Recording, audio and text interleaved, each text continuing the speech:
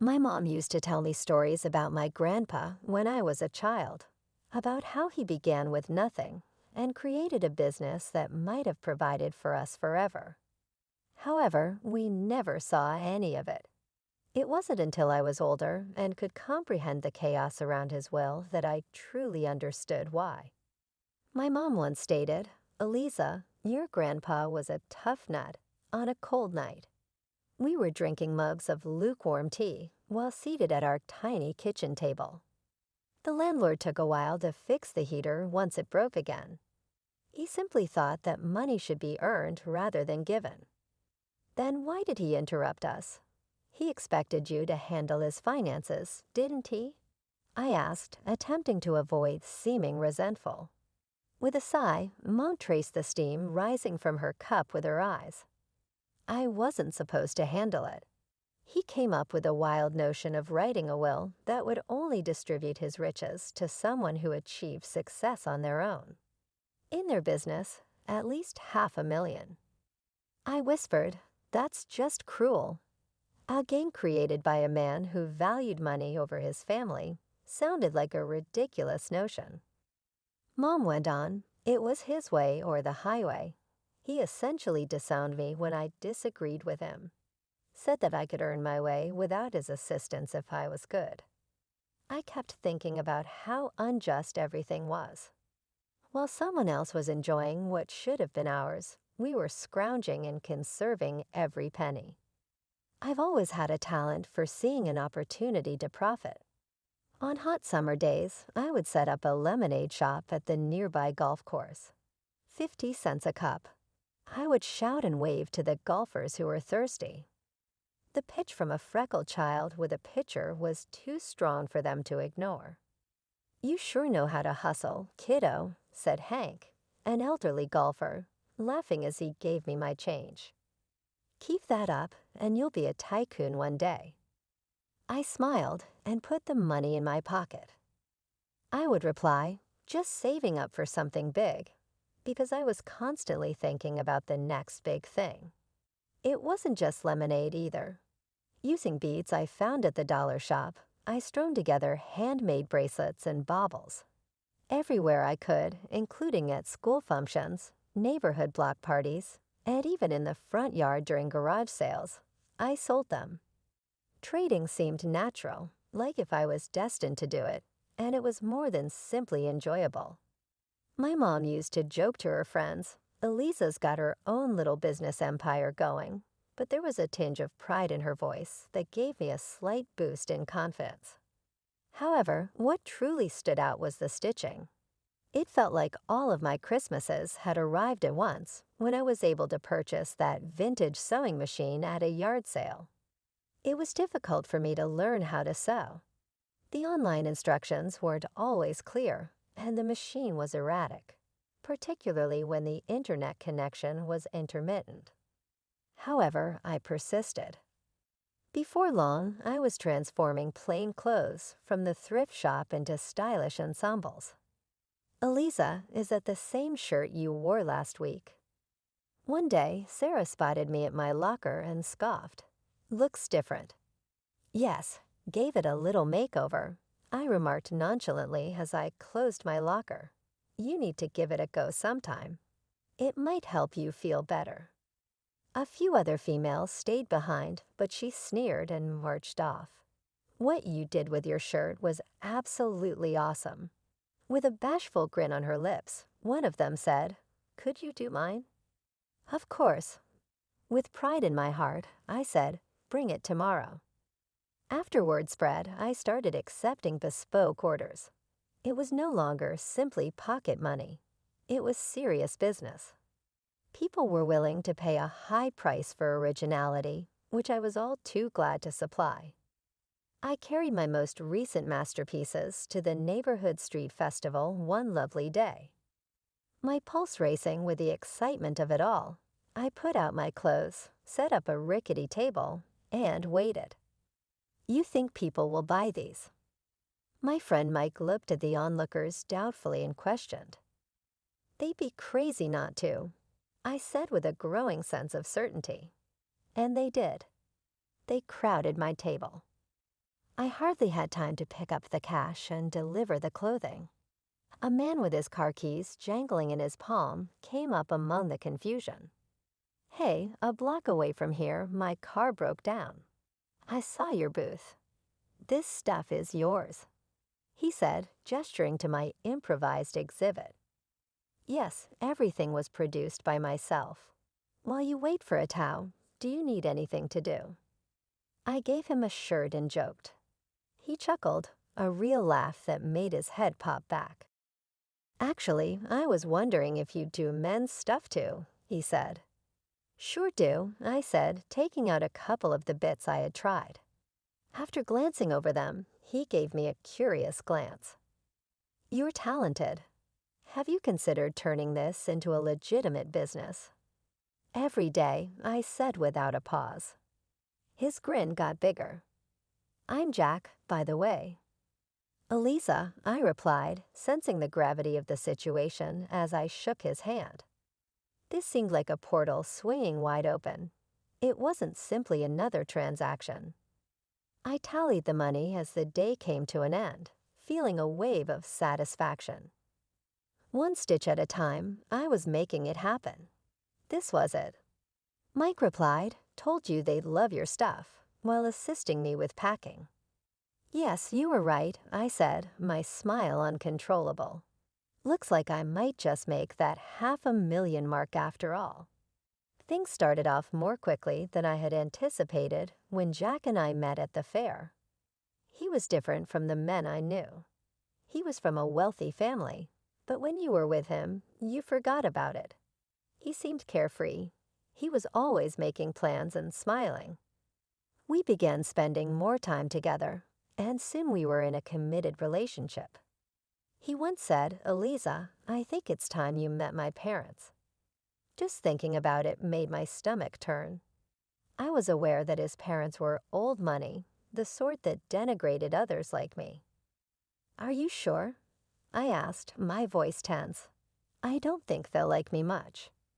Jack laughed it off. "They'll love you. Don't worry so much." The drive over to Jack's parents' house felt like the longest ride of my life.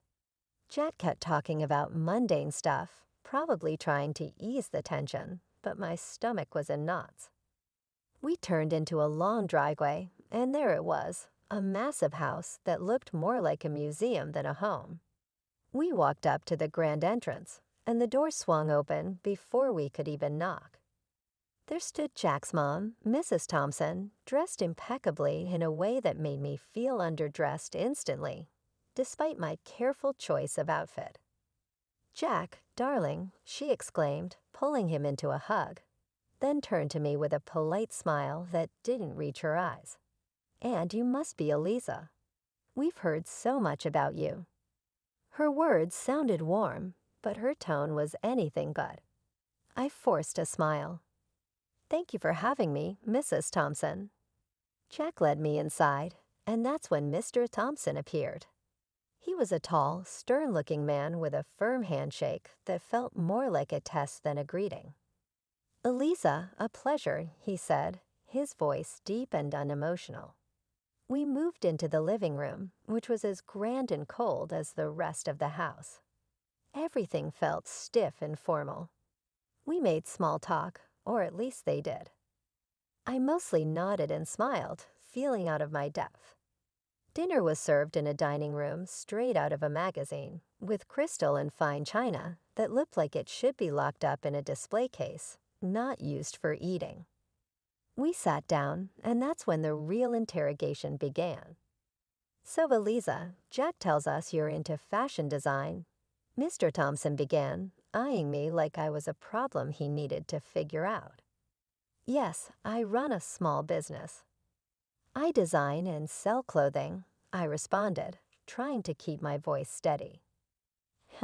Self-made then." "How entrepreneurial," he commented dryly, his tone suggesting it was less of a compliment and more a checkmark on a list of curiosities. Mrs. Thompson chimed in with a smile that felt more like a sneer. "And your family, dear? What do they do?" "Well, it's just me and my mom." She's a nurse, I said, feeling the weight of each word.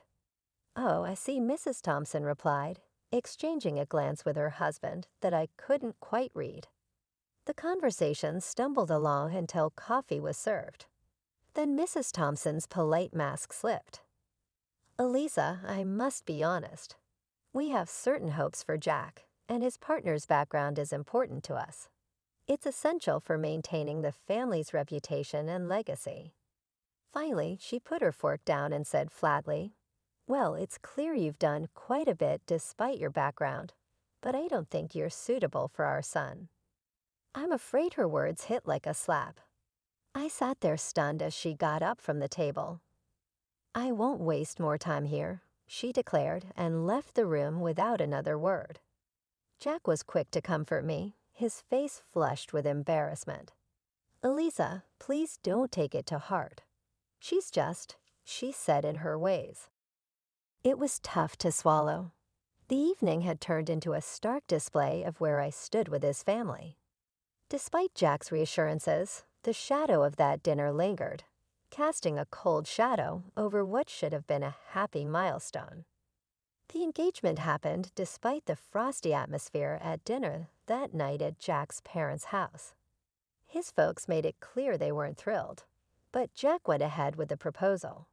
We were officially engaged, and while I was over the moon about us, the chill from his parents was something I couldn't shake off. A few weeks after our engagement, I got a call from Mrs. Thompson, Jack's mom. Her voice was formal. Elisa, I'd like you to come over. We need to discuss something important. When I arrived, both of Jack's parents were waiting. The house felt colder than ever, like all the warmth had been sucked out of it. Mrs. Thompson didn't waste any time. Elisa, we've looked into your background thoroughly, she began, her tone sharp and unwelcoming. Mr. Thompson nodded, his face stern. It's clear you come from a very different world than ours, his wife continued. And frankly, we feel you're hunting for wealth, climbing through our son. But we won't allow our family fortune to be jeopardized. The words stung, but before I could react, Mrs. Thompson slid a stack of papers across the table towards me. Since I can't convince Jack to rethink this marriage, you'll need to sign these, she said flatly. I picked up the papers. They were a prenuptial agreement. As I read through it, it was clear I wouldn't lay claim to any of Jack's wealth, and neither would any children we might have. Without hesitating, I signed them. I'm not marrying Jack for his money, I said, handing the signed papers back to her. Mrs. Thompson looked taken aback, her eyes wide. Even Mr. Thompson raised an eyebrow, surprised by my quick compliance. I left their house feeling a mix of relief and resentment. At home, I told Jack everything. He laughed it off. Wow, you really showed them. Good for you. But his laughter didn't sit right with me. Aren't you bothered that your mom thinks so lowly of me? She humiliated me, I said. He shrugged, still smiling. I get why you're upset, but you know how Mom is. She has her reasons, and well, she's not completely wrong to worry, right? His words felt like a slap. Not only had his mother insulted me, but now Jack was subtly defending her. It hurt realizing that maybe he wasn't entirely in my corner. A year after our engagement, as the wedding drew closer, my life was a whirlwind of excitement and stress. My business, a sportswear brand I had started from scratch, was finally taking off. It was thrilling to see my designs being worn and loved. I had built a small capital, enough to expand and take on bigger challenges. As for the wedding, I wanted something simple and intimate, but Jack had other ideas. He dreamed of a lavish celebration. Elisa, we're only doing this once. Let's make it big, he'd say with that grin that made it hard to argue. So I agreed, and we planned a grand event. I found myself splitting the bill for a grand venue, exquisite catering, and a band that could keep our guests dancing all night. I managed to snag some deals, haggling discounts wherever I could. Old habits die hard. The wedding day was perfect, at least on the surface. Our guests seemed to have the time of their lives, and I couldn't stop smiling. We were floating, caught up in a bubble of joy. But not everyone was caught up in the festivity. Throughout the evening, I caught Jack's parents whispering, their faces pinched with disapproval. His mother, ever the social butterfly, floated around the room, dropping hints about her worries that I was after their family wealth. I overheard her telling a group of relatives, "It's all very extravagant, isn't it?" I just hope she understands the value of money, not just spending it. Her voice was loud enough to carry, and her words stung more than I expected. After the wedding, things didn't settle down. Jack's mom posted on social media, lamenting that Jack had married someone like me. She wrote about her fear of losing her son to a woman who, in her eyes, wasn't worthy. Reading those words hurt. I felt my throat tighten and my eyes burn, not just with sadness, but with frustration. I tried to talk to Jack about it. Your mom's posts, they're really harsh. Can you talk to them? They don't even know about the business, how well it's doing. Jack sighed, his face troubled. Elisa, I know it's tough, but let's not rock the boat, okay? My parents, it's just how they are. But they think I'm some gold digger, Jack. They don't see that I don't need their money.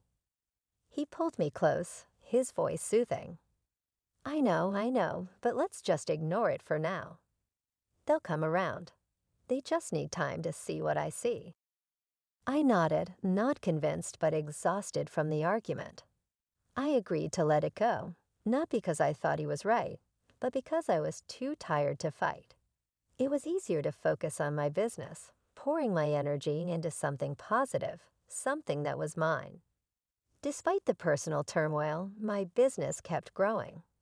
Orders poured in, and my brand gained a following. I was doing interviews, photo shoots, and even talking about partnerships. My days were packed, and I thrived on the hustle. The evening of the charity dinner arrived, and it was held at a swanky hotel downtown. The event was all about supporting sports programs for kids and teenagers. As the main costume designer, I had decided on a blue and white theme that matched not just the decor, but some of the latest pieces from my sportswear line.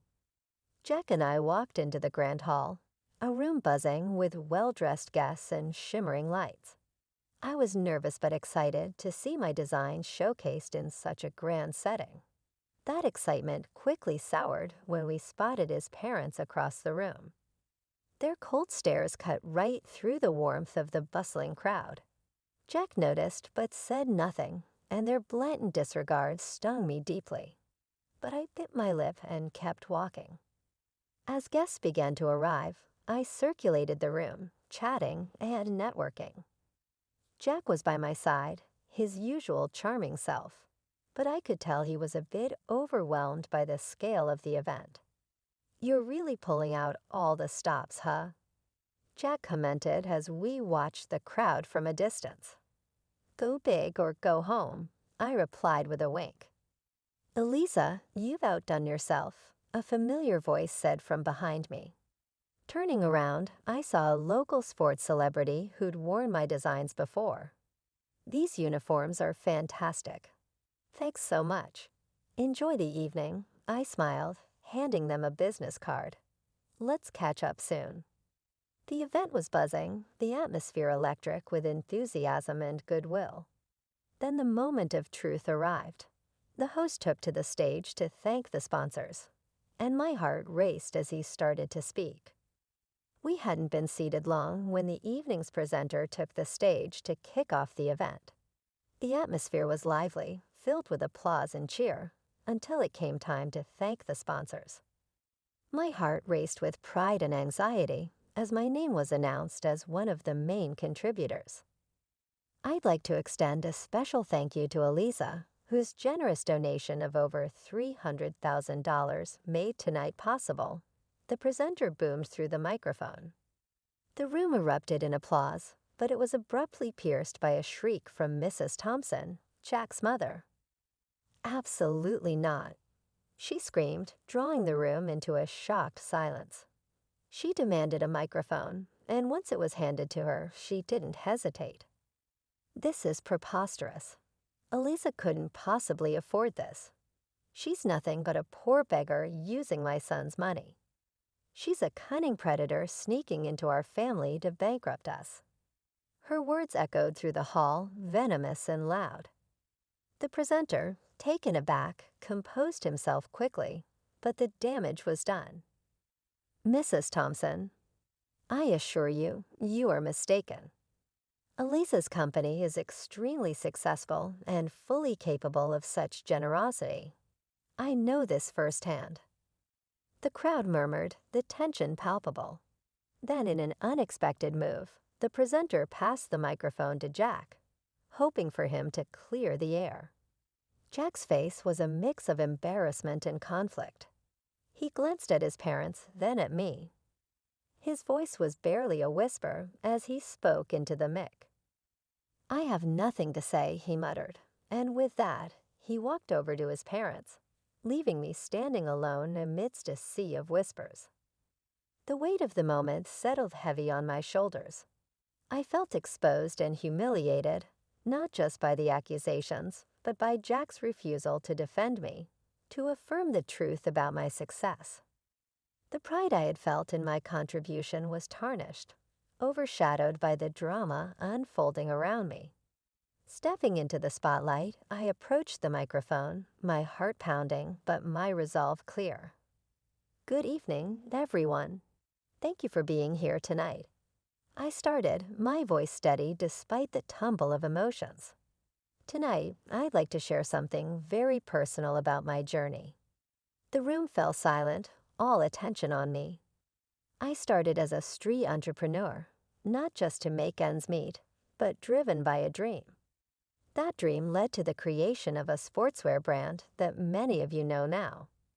Pausing, I looked around, meeting the eyes of young athletes and seasoned businessmen alike. When my company's profits hit $500,000, I fulfilled a promise to a very special person, my grandfather. I continued, my voice growing stronger. He left a will stating that his inheritance would go to a relative who made their own success, reaching that exact figure in their business. Whispers filled the hall, and I took a moment to let that sink in. That inheritance has been used to fuel not just my personal growth, but to give back through charity, much like tonight's event. The crowd was listening, some nodding as I unfolded more of my story. After the pandemic, my business didn't just survive, it thrived, growing several times over. Every challenge faced was a stepping stone. As I concluded, I said, I stand before you not just as a business owner, but as someone who believes in the power of perseverance and dedication. The room erupted into applause, some guests standing in ovation. I scanned the crowd, seeing faces light up with respect and admiration. But my eyes briefly caught Jack's parents. Their expressions, once haughty, now showed disbelief and embarrassment. They quietly exited the hotel. Jack, looking equally shaken, tried to approach me, muttering an apology. "Elisa, I just shook my head and walked past him, my emotions a mix of triumph and heartache. I needed space, not just from the evening's drama, but from everything. I decided to stay at the hotel that night, alone with my thoughts. Later, as I sat in the quiet of my hotel room, my phone rang. It was Mom. Her voice was thick with emotion. "I saw it all, honey. I simply want you to know how proud I am of you for taking the stage and reclaiming your truth and sharing your story. You are all that I wished you were." I went back home after spending the night at the motel to get my thoughts straight. It seemed different, heavier in some way, as though the strain from the previous several months was still inside the walls. Jack was waiting there. He made another attempt at apology as soon as he spotted me. I really apologize for everything, Elizabeth. His voice was anguished as he begged, "Can we just forget all this and start over?" I gave a headshake. Though it was obvious to me, the decision was difficult for me emotionally. I can't, Jack. Someone who can't defend me or who chooses his parents above his wife is not someone I want to be with. This has been developing for a while. It's not just about last night. He stretched out as his face dropped, but I took a step back. "I'm filing for divorce," I stated firmly. I didn't wait to hear back from him. After gathering a few necessities, I headed to my mother's house, which I had recently purchased with the money I received from my grandpa. After a storm, it seemed like a haven. Because of the prenuptial agreement we had signed, the divorce process was simple and ended swiftly because there were no children to take into account. Jack's parents attempted to step in during that period. They kept calling, attempting to make amends, not for me, but because their son's way of life had altered while I was gone. I banned their phone numbers. It was to cut off a history that was preventing me from moving forward, not only to stop the incessant ringing. According to acquaintances, Jack began drinking, lost his job, and finally his parents abandoned him because they didn't want his downward spiral to damage their image. I had a twinge of sympathy for him. I knew I had to go on, but I never wished him bad, despite everything. I had to focus on what could have been rather than what had really happened. I found the tranquility I needed to consider my options while living at my mother's house. I put more of myself into the business, which was still doing well, not just to divert attention from the divorce, but also to strengthen the foundations for my future. My mom turned to me with a kind grin on her face one evening as we were sitting in the garden we had created together. "Eliza, you made the correct decision. It's difficult, but you're more resilient, and I'm always here." "I'm grateful, Mom. I am aware."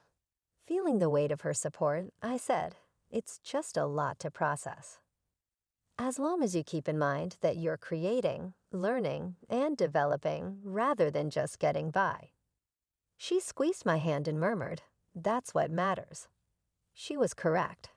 My marriage ended, but it also marked the beginning of a new chapter in my life, one in which I could make choices without worrying about whether I had support from others. One that would allow me to stand alone, not just as a prosperous businesswoman, but also as a person who has been changed by her experiences. "I'm inviting her to be with my son. You can't even have kids, Sharon, can you?" Nancy's voice cut through the air like a knife. My heart pounded, and I could feel my face flush with a mixture of anger and shame. I glanced at Kyle, hoping for a flicker of support, but he sat silently beside the younger woman, Diana, with a quiet acceptance in his eyes. "Nancy, this is not the time or place," I managed to say, my voice quivering despite my best efforts to stay composed. We were seated around the lavish dining table in the Benson's sprawling Pasadena estate, the room suffused with an uncomfortable tension. Nancy leaned back in her chair, a satisfied smirk playing on her lips. "We have to face reality, Sharon. Kyle deserves to be happy, and Diana here could make him a father." I stole another look at Kyle, but he remained stoic, his gaze focused somewhere in the distance. Diana, on the other hand, shifted uncomfortably in her seat, clearly aware of the awkwardness, but not willing to challenge Nancy. "I can't believe you're just sitting there, letting her talk to me like this," I said to Kyle, my voice breaking. He finally looked at me, but there was no warmth, no reassurance in his eyes. "Sharon, we've talked about this," he said softly. "This is about the future." "Whose future?" I demanded. "Certainly not ours." Nancy leaned forward, her eyes glinting. "Sharon, our family has a legacy to uphold. It's not just about you and Kyle. It's about the Bensons' name and standing." My mind raced. The Bensons had always prided themselves on their social status. Affluent, influential, respected. But at what cost? I had sacrificed so much to fit into their world. And here Nancy was, ready to cast me aside the moment I couldn't fulfill their so-called legacy. "I can't do this," I said, pushing away from the table. The air seemed to thicken, making it hard to breathe. I turned and walked out of the room, each step feeling heavier than the last. Stepping outside, I found myself in the garden, the cool evening air hitting my face. The tears I had held back now flowed freely. This wasn't just about a family legacy, it was about my worth, my identity, and everything I had believed in.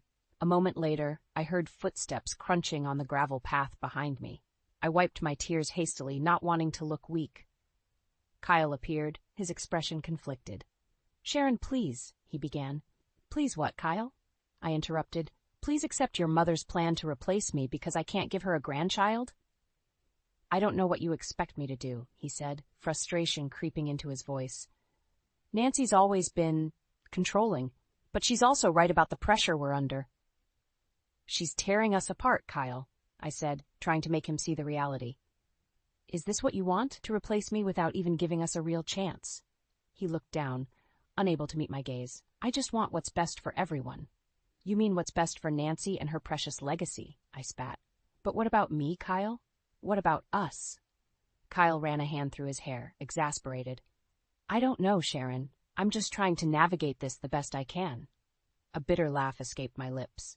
"Navigate? You've been silent while your mother and Diana plot to replace me. That's not navigating, that's surrendering." He reached out, his hand brushing my arm, but I pulled away. "I can't do this alone, Kyle. If you won't stand up for us, for me, then what's the point?" He sighed heavily but said nothing more. The silence between us spoke volumes. As I walked back into the house to gather my things, a painful clarity washed over me. This was a battle I had to fight on my own, whether Kyle stood by my side or not. And if I had learned anything from Nancy's ruthless games, it was that sometimes you had to build your own strength and reclaim your story, one painful step at a time. The next morning, the tension from last night still hung in the air like a storm cloud. I sat at the breakfast table, trying to gather my thoughts. Nancy walked in, her presence filling the room with an air of superiority. "Sharon," she began, her voice sweet but with an edge. "I've been thinking. We need to consider the future. A guest house attached to the main property seems like a perfect solution, don't you agree?" I looked up, unprepared for this. "A guest house? For whom?" "For future guests, of course," she said dismissively. "Like Diana. She'll need a place to stay when she visits." My heart sank. Diana was already being treated like part of the family. How could Nancy be so bold?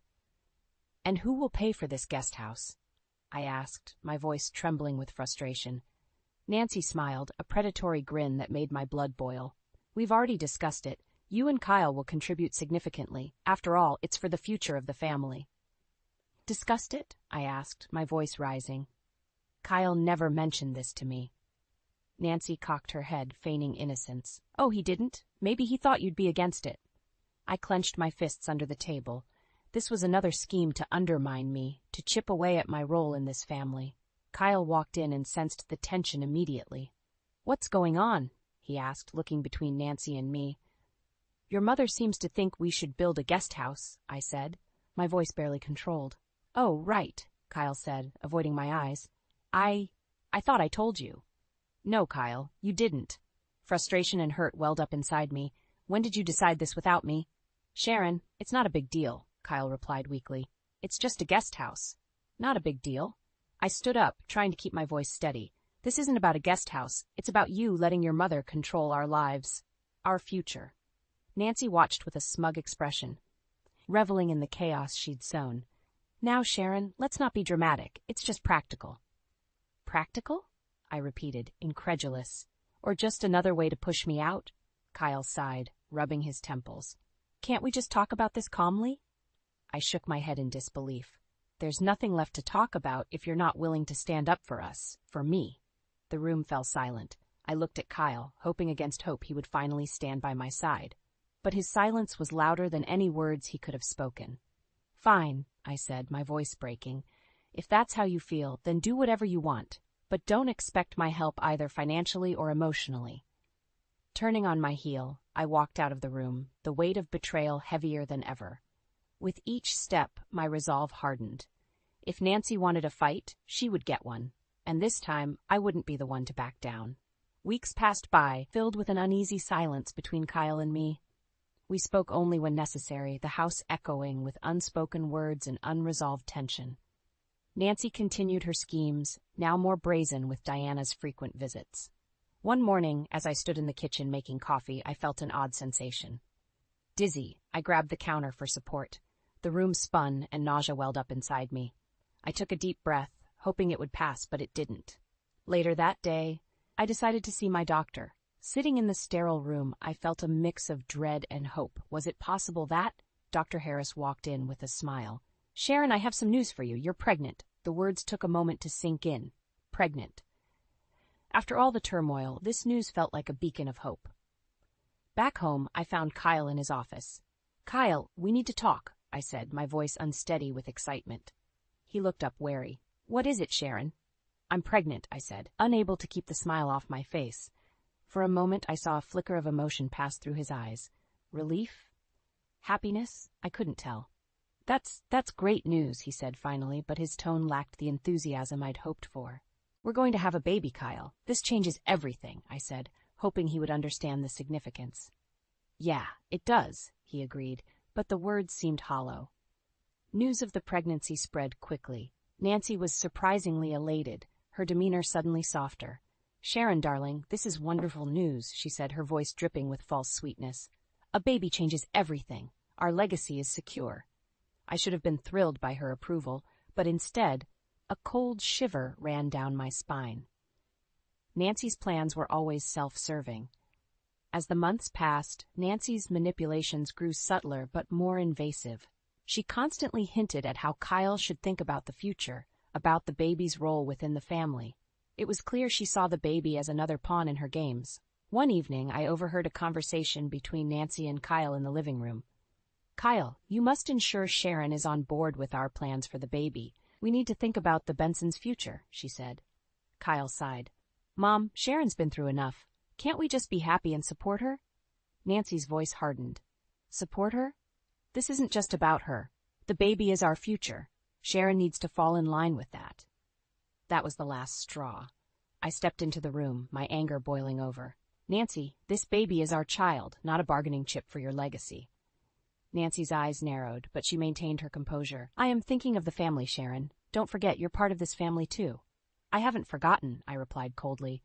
"But this is my baby, our baby, and I won't let you manipulate Kyle or me anymore." Kyle looked between us, clearly conflicted. "Sharon, let's just try to work this out calmly." "Calmly?"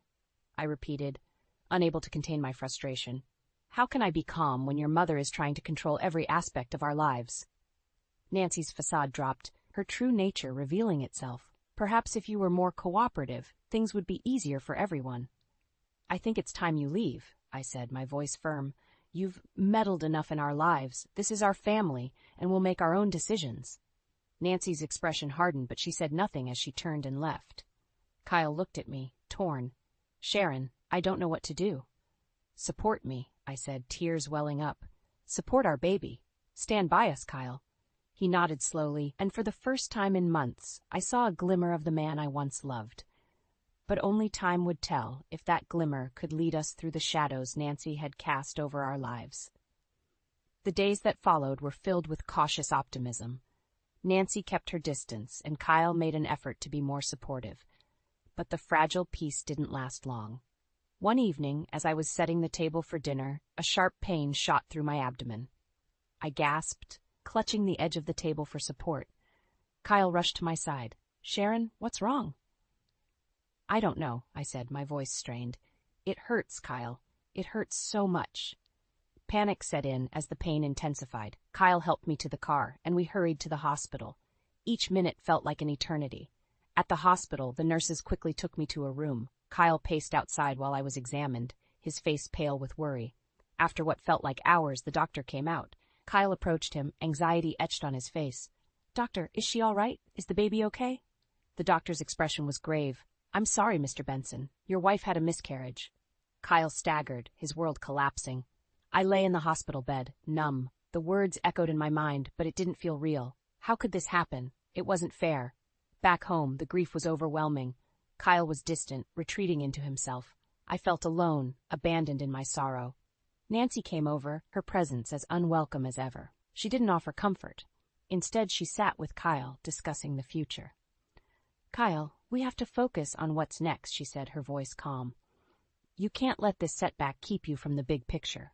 Kyle glanced at me, his expression unreadable. "Mom, now is not the time. Sharon needs support." "I'm thinking of her too," Nancy insisted. "She'll be all right, but we need to make decisions about the future." Her words were a stark contrast to the emptiness I felt. Days turned into weeks. The void left by the miscarriage was a constant reminder of my loss and Nancy's relentless interference. Kyle grew more withdrawn, leaving me to navigate my grief alone. One night, I overheard Nancy and Kyle talking in hushed tones in the living room. Curiosity and anger pushed me to eavesdrop. "We need to consider other options, Kyle," Nancy was saying. "What do you mean?" Kyle asked, his voice tired. "Diana," she replied simply. "She's still willing to be part of this family, to give you a child." My blood ran cold. I couldn't believe what I was hearing. How could Nancy be so heartless? "That's enough," I said, stepping into the room. "I won't let you replace me like this." Nancy turned to me, her eyes cold. "Sharon, you need to think practically. This is about the future."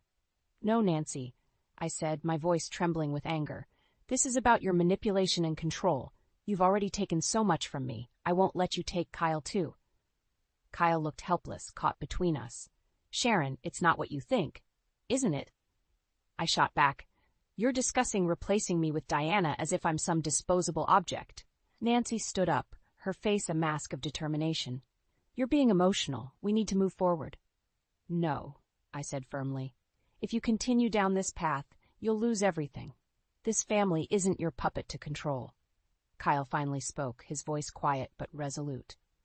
"Mom, Sharon's right. We need to focus on healing, not on Diana or the guest house or any of your plans." Nancy's eyes flashed with anger, but she held her tongue. She turned and left without another word.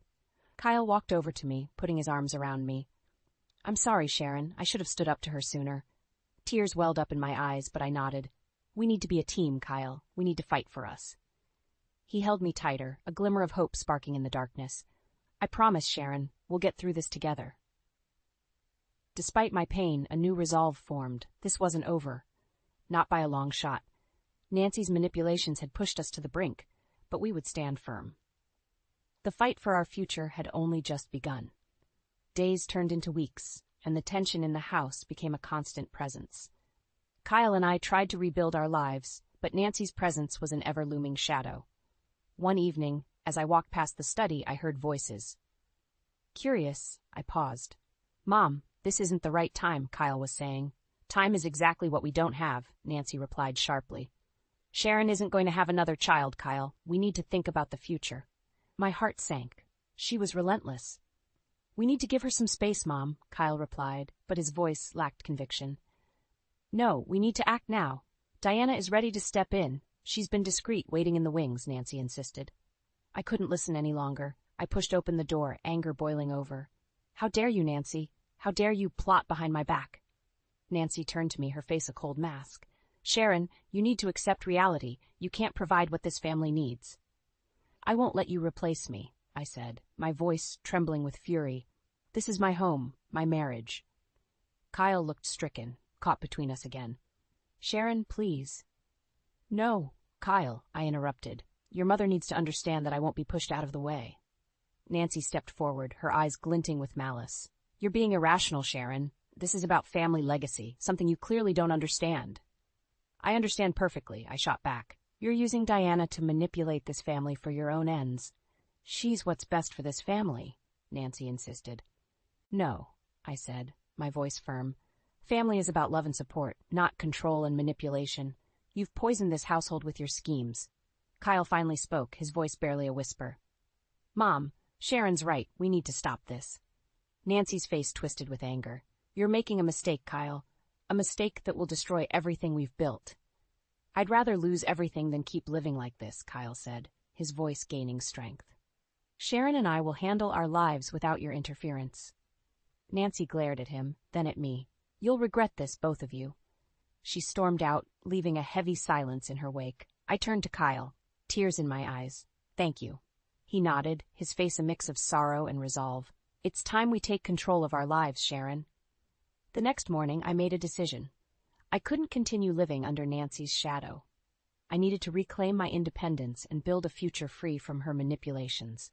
"Kyle, I think it's time we took a break," I said, my heart heavy but determined. He looked at me, pain in his eyes. "Sharon, are you sure?" "Yes," I replied, my voice unwavering. "I need to find myself again, to rebuild my life on my own terms." Kyle nodded slowly. "I understand. I'll support you, whatever you need." As I packed my things, I felt a mixture of sadness and relief. Sadness for what could have been, but relief that I was finally taking a stand. When I left the house, I felt a weight lift off my shoulders. I called my best friend Jessica, who immediately offered her support. "Sharon, you're doing the right thing. You need to focus on yourself now." That night, as I lay in a small apartment far from the mansion's oppressive walls, I felt a spark of hope. Nancy might have thought she had won, but this was far from over. I vowed to reclaim what was mine, to expose Nancy's deceit, and to rebuild my life on my own terms. The fight was just beginning, and I was ready for the battle ahead. I spent the next few days regrouping at Jessica's place. Over coffee, I laid out everything that had happened. Jessica listened, her expression growing more concerned with each word. "Sharon, it's time you took action," she said firmly. "Nancy's hold over Kyle and their family is toxic. We need a plan." Jessica introduced me to Brandon Wilson, a sharp-eyed lawyer known for his no-nonsense approach. We met at his office, where he leaned back in his chair, studying me intently. "So, tell me everything," he said. I relayed the whole saga, the incessant manipulations, the betrayal, and Nancy's schemes. Brandon took notes, his expression serious. "Sharon, you have a solid case," he said finally. "But to make this work, we need evidence of Nancy's manipulations, especially if they've impacted the family's finances." I nodded, determined. "Tell me what to do." Over the next few weeks, we gathered evidence. I reached out to old friends and acquaintances, piecing together a pattern of Nancy's control over the family and their wealth. Jessica helped me navigate through the emotional toll, her unwavering support a lifeline. The breaking point came one afternoon when I discovered documents revealing Nancy had funneled family funds into personal accounts under Diana's name. Armed with this crucial evidence, we prepared for the legal battle ahead. The day of the confrontation arrived. Brandon and I walked into the Bensons' estate, documents in hand. Nancy, Kyle, and Diana were already there, their expressions a mix of curiosity and irritation. Nancy sneered as we entered. "What is this all about, Sharon?" Brandon stepped forward, his gaze unwavering. "We're here to discuss the misappropriation of family funds and the manipulations perpetrated by you, Nancy." The room fell silent. Nancy's face twisted in anger. "This is absurd," she spat. "How dare you accuse me?" "We have proof," Brandon said, laying out the documents on the table. "Records of financial transactions, testimonies from people who've witnessed your manipulations. You've been siphoning funds and using Diana to secure your hold over the family." Kyle's face paled as he scanned the documents. "Mom, what is this?" Nancy glared at me. "This is a setup. She's trying to destroy us." "No, Nancy," I said, my voice clear and steady. "I'm trying to reclaim what's rightfully mine and expose your deceit. You've manipulated this family for too long."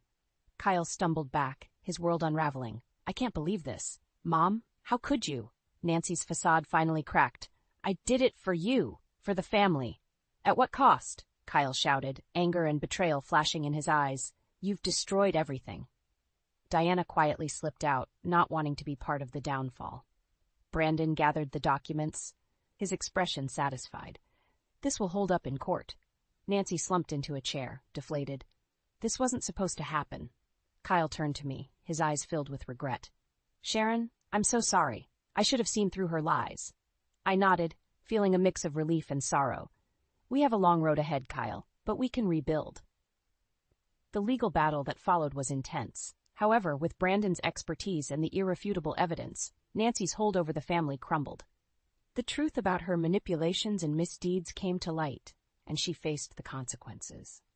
Kyle and I began to see glimmers of a future free from Nancy's influence. It wasn't easy, and the pain from past wounds lingered, but for the first time in a long while, there was hope. As I walked out of the courthouse one final time, the sun shining brighter than it had in months, I felt a renewed sense of strength. The battle wasn't just about revenge. It was about reclaiming my dignity, my life, and the future I deserved. and for the first time, that future looked promising. The courtroom was buzzing with whispers as the judge called the session to order. Every bench was filled, curious eyes trained on our little drama. Nancy sat beside her lawyer, her face a mask of defiance. Kyle and I sat together, a unified front, ready to face whatever came our way. The judge looked at the gathered documents and then at Nancy. "The evidence presented is quite damning, Mrs. Benson. You've manipulated not only your family's finances, but also their lives. How do you respond?" Nancy's lawyer stood, trying to draw the conversation in a different direction. "Your Honor, my client has always acted in the best interest of her family. These accusations are exaggerated." Brandon rose smoothly, placing another document before the judge. "Your Honor, these aren't exaggerated claims. We have clear evidence of where the family money has gone. Mrs. Benson used her position to control and manipulate her son's family for her personal gain." Nancy glared at me, venom in her gaze. "This is your doing, Sharon. You've always been weak, and now you're trying to ruin us." I felt a rush of anger, but kept my voice calm. "No, Nancy, the truth is ruining you. Your deeds are finally coming to light."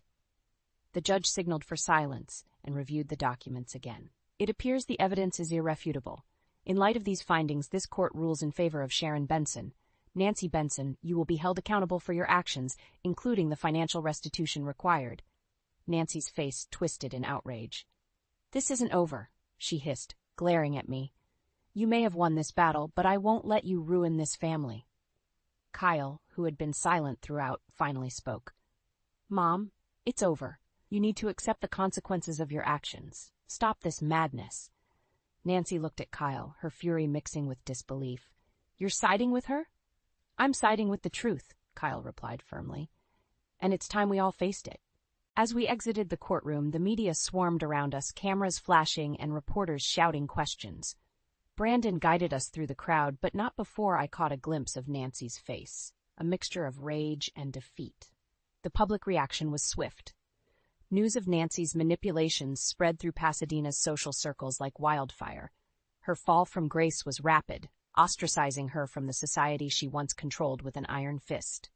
Days turned into weeks, with a mix of, and the shockwaves of the trial continued to ripple. I received messages of support, people who had seen the news and admired my stand. For the first time in a long while, I felt a community rallying around me instead of alienating me. One evening, Kyle and I sat in the living room of our now quieter home. "How are you holding up?" he asked, concern in his eyes. "I'm okay," I replied truthfully.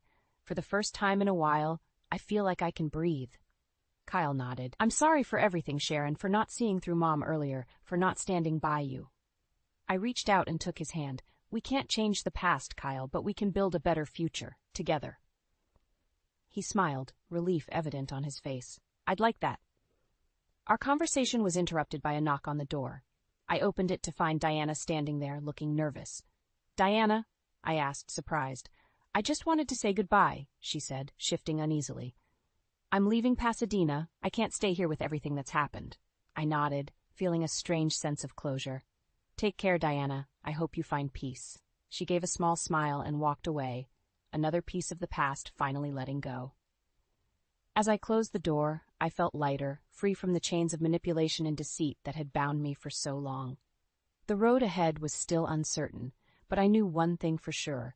With the truth on our side, we could face anything. The shadows that once loomed over us were finally starting to lift, revealing a brighter, more hopeful horizon. The sun streamed through the windows of my new office, a cozy space I'd rented to start my own business, a small consulting firm specializing in helping women navigate marital and financial disputes. It felt good to be here, surrounded by supportive friends and colleagues, away from the toxic environment that had once suffocated me. Jessica walked in, a box of files in her hands. "Sharon, you have a visitor," she said, her tone curious. "Who is it?" I asked, looking up from my desk. "It's Nancy," Jessica replied, her eyes filled with concern. I felt a pang of anxiety but steadied myself. "Let her in." Nancy entered, her once commanding presence diminished. She looked smaller, almost fragile. "Sharon, I came to talk," she said, her voice lacking its usual venom. "Go ahead," I replied, keeping my tone neutral. "I came to apologize," she began, her eyes avoiding mine. I never saw the damage I was causing. I thought I was protecting the family. I studied her, looking for sincerity. Nancy, you caused a lot of pain, not just to me, but to Kyle and our unborn child. Apologies are a start, but they won't erase the past. She nodded, tears brimming in her eyes.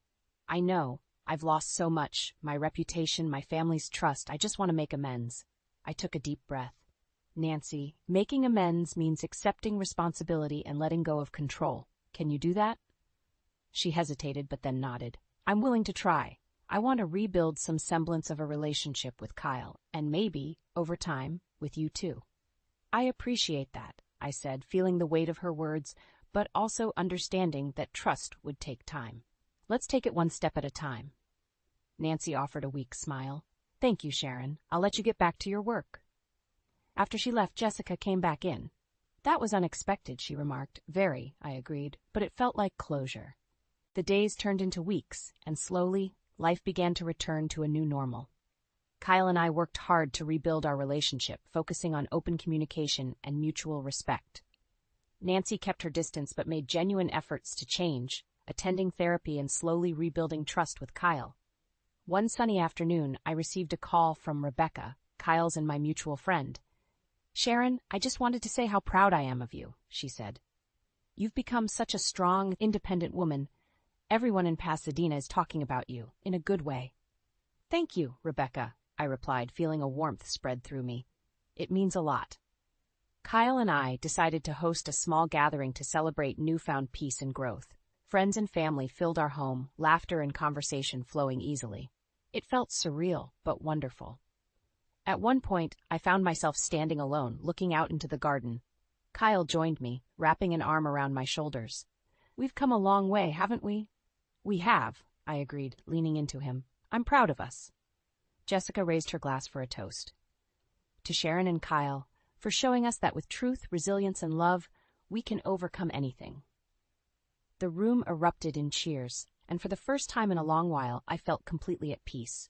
The shadows of the past had lifted, replaced by the light of a hopeful future. As the evening wound down, Kyle and I stood side by side, watching our friends and family. Here's to new beginnings, I said softly. To new beginnings, Kyle echoed, squeezing my hand. The journey had been long and painful, but standing there among the people who truly cared for us, I knew we were finally free. We had risen above the manipulations and betrayals, and now the future was ours to shape, and it was looking bright. What's going on? As I entered my room, I was shocked by the sight before me. My treasured accessories and favorite clothes were all gone. Could it be a burglary? In a panic, I reached for my phone to call the police. Just as I expected, you're panicking. Mother. As expected, you can't mean that. That's exactly what I mean. I threw out your personal belongings as trash. What? Watching my panic, my mother-in-law laughed out loud and said something unbelievable. She had thrown out my belongings as trash? Why would she do that? I wanted to ask her for an explanation, but she started explaining before I could ask. How long do you plan to leech off this house? Hurry up and leave. I threw out your stuff to make it easier for you to leave. You should be thanking me. I see. She had always been bullying me to drive me out. Well, if she says so, I don't think I'll try to get along with my mother-in-law anymore. Understood, then, I'll leave. Good, that makes things easier for me. Make it quick, will you? But if I suddenly leave the house, I have nowhere to go. Can I have a week's grace? Fine, I suppose that's okay. Just make sure you leave after a week. I was given a week's grace by my mother-in-law. With this much time, I could look for a new place. Just you watch. I'll show you who you're dealing with. My name is Sarah. 3 years ago, I transitioned to becoming a freelance illustrator. Having worked at an animation production company after graduating from a vocational school, I had some savings. I'm thinking of going freelance soon. That's fine. If that's what you want to do, Sarah, I won't object. Give it your best shot. I'll support you. When I asked my husband Kevin if it was okay to go independent, he was supportive. I was surprised because I had assumed he would object. We had been dating since vocational school and followed different paths after graduation but continued our relationship smoothly, getting married in our 3rd year of working. This year marks our 8th year of marriage. Really? Thank you. Well, I'm a man who gave up the illustrator path, so I'm curious to see how far you can go, Sarah. But don't overdo it, okay? You can always rely on me if you're in trouble. Yes. I'll do my best. Saying that, I left my job and became a freelancer, but it wasn't easy to earn a living. There were months with no income at the beginning, and I often felt down. Maybe I just wasn't cut out to be an illustrator. I thought so many times, but I never gave up and continued to draw and post on social media. One day, a picture I posted went viral, and I became a well-known illustrator on social media. From then on, I started earning significantly from corporate projects and app stamps. It's all thanks to you pushing me. Thank you. No, it's your hard work that's been recognized. That's amazing. I really appreciated my husband. If he had said no, I wouldn't have been able to earn as much. Although I still hadn't saved a lot of money. Ideally, I would like to buy a house and have my own studio. Currently, Kevin and I live in a cheap apartment. It's great that my work is increasing, but I wish I had more space for materials. One day, my husband suggested that we move into his mother's house. The house is just my mother, and there's extra space, so why not? Really? Is that okay to just decide on our own? Of course, I've already talked to my mother. Ever since my father ran off with his mistress when I was a kid, there's been extra space. My mother said she doesn't mind if Sarah uses it. I couldn't see any reason to refuse such a generous offer. I immediately told my husband that we would move to his mother's house. 2 weeks later, when we arrived at his mother's house, my mother-in-law welcomed us warmly. It's been a while, Sarah. Long time no see. Please take care of me from today. Likewise. Kevin told me you're now a popular artist? Not really. Feel free to use the room as you like. Come on in. Living with my kind mother-in-law and husband, I felt no anxiety. I was determined to do well in my creative work in this new environment. However, I had no idea at the time that the seemingly kind mother-in-law was actually like that. After living at my mother-in-law's house for 3 months, I had gotten used to the environment. All right, that's the delivery done. Work was going well, and my workspace had also been upgraded, significantly increasing my earnings. Everything was going smoothly. I got a bit carried away, but then, 2 months later, my husband was suddenly fired, causing a major disruption in our lives. Sigh.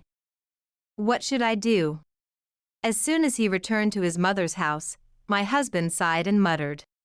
What had happened? Did his sales not go well? What's wrong? Did the sales go badly? After graduating from vocational school, my husband worked as a salesman for a major trading company supplying factories. I thought he might have failed in his sales efforts, but the reply I received was unexpected. I got fired. Huh? What did you say? So, I got fired. I was laid off. It can't be true. My husband had been working diligently. Why then? You were laid off. Did you do something bad? Of course not. It's just that our department alone had significantly poor sales, and the company judged it as a bad investment. They told us to either spend our days as sidelined employees with a significant pay cut or accept a generous severance package and leave. It's practically a forced layoff. I couldn't ask my husband anything more. After being so abruptly betrayed by the company he had devoted himself to, I had no words of comfort for him. The least I could do was leave him be. From the next day, my jobless husband started spending his days lounging around the house. Honestly, I wanted him to change his mindset and look for a job, but he probably wasn't ready yet. Oh well. I'll have to work hard. For my husband and my non-working mother-in-law, I threw myself into my work more than ever. Sometimes, I was so busy that I skipped meals and worked from morning till night without stopping. This is bad. Maybe I overdid it. Even while occasionally having such thoughts, after about a month of continuing, a substantial income was deposited into my account. Seeing an amount I had never seen before, I inadvertently said to my husband, "You don't have to rush to find a job anymore. I earned $50,000 this month, so with this much, we can live without any luxuries." Whoa, that's amazing. My husband said I was amazing, but his eyes looked cold. Why did I mention my earnings to my husband at that time? From the next day, this became the cause of relentless bullying from my mother-in-law. The next morning. "Sarah, come here." While I was working, I heard my mother-in-law shouting for me from downstairs. Unusual. What could it be? Okay. Just a moment, please. After responding, I paused my work and headed downstairs. My mother-in-law was standing in the living room. "What's the matter?" "This. Could you do the laundry?" But I haven't finished my work yet." "That can be done any time, right?" "I've been silent until now, but isn't it about time you started doing your part around the house?" "You're a daughter-in-law, right?" "Well, she has a point. I understand where my mother-in-law is coming from. Until now, I had been relying on her and neglected household chores like cleaning and laundry due to being engrossed in my work." Feeling reflective, I told my mother-in-law. "That's true, perhaps I was wrong." "Understood. I'll do the laundry once I finish the work I'm currently doing, so please leave it here." Afterwards, as promised, I completed the laundry and even cleaned the living room. Perhaps doing such things occasionally is a good break. I thought nonchalantly, but from that day, the bullying from my mother-in-law escalated. "Are you still just drawing pictures? Are you a kindergartner? If you have time for such trivial things, go do the shopping. I can't believe your drawings sell." And so on, she started complaining about everything. Every day, being overworked left me with no progress in my work. At times, I was woken up before 5 a.m. to make breakfast, inevitably reducing my sleep hours. I couldn't concentrate on work, and the amount of work I could handle each day significantly decreased. Though my income hadn't decreased drastically yet, at this rate, I might become unable to work at all. Worried, I decided to ask my husband to stop the bullying from my mother-in-law when we were alone in the bedroom. "Recently, your mother has been bullying me as if she's targeting me. It's okay to be used for chores, but being freely harassed from morning till night. I might become unable to work at all, so could you please kindly ask your mother to stop the bullying?" What a hassle. Why do I have to say it? You should say it yourself. If you're troubled by not being able to work, why don't you move out? You have an income, right? What? What kind of response is that? I've been working hard because you've been lounging around without looking for a job. I think if there's a complaint, I should say it myself. But I can't just say such things to my mother-in-law. In the end, my husband turned his back to me and went to sleep without really discussing the matter with me. Half a year later.